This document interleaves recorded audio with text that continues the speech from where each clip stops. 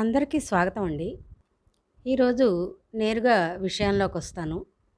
మన సోషల్ మీడియాలో గత కొద్ది రోజులుగా అవధాన శిరోమణి, ప్రవచనకర్త, గొప్ప సాహితీవేత్త అయినటువంటి శ్రీమాన్ గరికపాటి వారి గురించి సోషల్ మీడియా అంతా ఒక్కటే కోడే కూస్తుంది.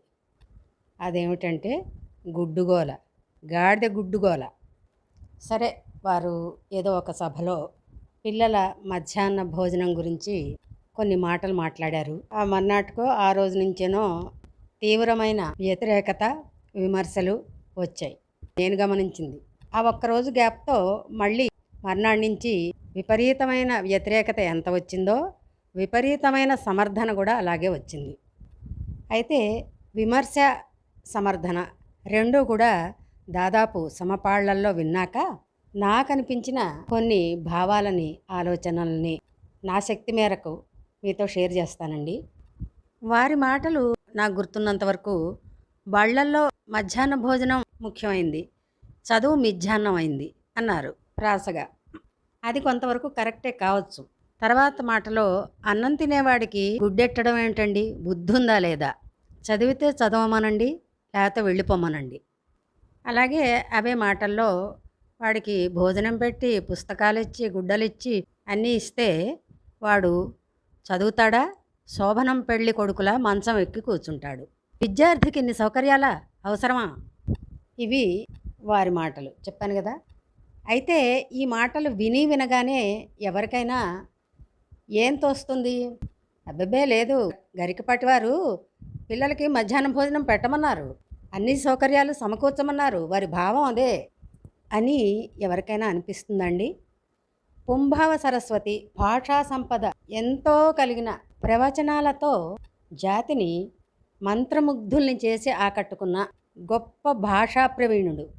అంటే భాషా ప్రవీణుడు అంటే ఇక్కడ సర్టిఫికెట్ కాదండి నేను అనేది, నా ఉద్దేశం గొప్ప పాండిత్యం కలవారైన వారి ప్రవచనాలతో జనాల హృదయాల్లోకి తిష్ట వేసి కూర్చున్న అంతటి పాండితీ ప్రకర్ష కలిగిన పండితుడు తన మనసులో ఏం ఉద్దేశం ఉందో, ఒక విషయం గురించి తమరు ఏ ఉద్దేశంతో మాట్లాడుతున్నారో అది జనానికి ఏ రకంగా అర్థమవుతుందో, జనంలోకి ఎలా పెడుతుందో తెలియనంత అజ్ఞాన తమ ప్రవచనాలలో ఎన్నో విషయాలు, ఎన్నెన్నో సంగతులు ఒక చిన్న విషయం తీసుకుని జనాన్ని ఆకట్టుకునే విధంగా భాషా సంపదతో అనేక వేల సభలలో మాట్లాడిన గరికపాటి వారు తమరు బడిపిల్లల మధ్యాహ్న భోజన విషయంలో మాట్లాడిన మాటలు ఎలా మాట్లాడాలనుకున్నారో, ఏ ఉద్దేశం జనంలోకి వెళ్ళాలనుకున్నారో అలాగే మాట్లాడారు.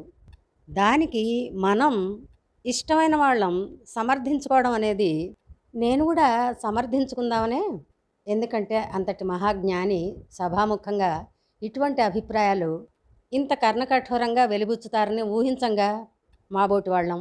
అందుకు సమర్థించుకుందామనే ఒకటికి 4 సార్లు విన్నా విసుగు లేకుండా. నేను అల్పజీవిని కాబట్టి నాకైతే అంత పెద్ద సమర్థనీయంగా అయితే అనిపించలేదండి. వారు గొప్ప పండితులు, మళ్ళీ మళ్ళీ చెప్తున్నా, మహాజ్ఞాని. రామాయణ భాగవతాలు లాంటి మన గొప్ప సాహిత్య సంపద ఏదైతే ఉందో దాన్నంతా ఆపోషణ పట్టిన గొప్ప వ్యక్తి.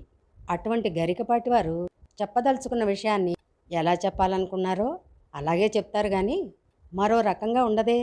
మరి ఈ సమర్థించేవారికి వారి మాటలలో ఎలా వ్యతిరేకమైన మంచి అర్థం గోచరించిందో మాబోటిగాళ్ళకి అర్థం కాదు మరి. సరే, ఇకపోతే మన సోషల్ మీడియా ఎవరినైనా సరే, ఎంతటి వాళ్ళనైనా సరే, వాళ్ళల్లో విషయం లేకపోయినా నచ్చితే ఆకాశానికి ఎత్తుతుంది. నా అన్వేషణ ఎవరో ఉన్నారు చూడండి, అలాంటి వాళ్ళని. నచ్చకపోతే ఎంతటి వాళ్ళనైనా సరే పాతాళానికి తొక్కేస్తుంది వాళ్ళ మాటలతో, వాళ్ళ కామెంట్స్తో. చెప్తుంటానే, నేను కామెంట్స్ కూడా చూస్తాను, జనాభిప్రాయం ఎలా ఉందో అని. చౌకబారుగా అంతటా ఆయన్ని కూడా వాడు వీడు గుండు పగలు కొడతాం, గుండు మీద గుడ్లేస్తాం. ఇంకా నేను చాలా చూడలేదు, కానీ చాలా చవకబారు మాటలు వచ్చాయని విన్నాను. నేను చూసిన కొన్ని కామెంట్లు, పాపనోళ్ళంతా ఇంతే, వెధవలు, వాళ్ళు వీళ్ళు అంటూ తిట్టిపోసిన గాడిదలు కూడా ఉన్నాయి. గరికపాటి వారు చూసారా, ఎంతటి అడ్డమైన గాడిదల చేత మరోసారి కులాన్ని దూషింపచేశారు మీ మాటలతో. సద్విమర్శ చేయడం అనేది మన వాళ్ళకి రాదుగాక రాదు. ఇందులో చాలా పేరు మోసిన క్రిటిక్స్ కూడా బలుపు అని మాట్లాడారు. మూర్ఘుడు, చింతపరిగెలతో దేహశుద్ధి చేయాలి, మదమెక్కిన మాటలు, ఇవి పెద్ద పెద్ద విశ్లేషణ చేసేవాళ్ళ యొక్క మాటలు. అంటే ఆ థంబ్నెయిల్స్ అలా వాళ్ళు పెట్టారో వీళ్ళు మాట్లాడారో ఎన్నని చూస్తాం. ఇప్పుడు కామెంట్లు పెట్టే వాళ్ళలో అనేక మంది ఉంటారు, చౌకబారు వాళ్ళు. చెప్పాగా ఇందాక, ఏకంగా కులాన్నే దూషించిన వాళ్ళు ఉన్నారు. మరి విశ్లేషణకర్తలు అలా కాదుగా, వాళ్ళ భాష కూడా బాగుండాలిగా.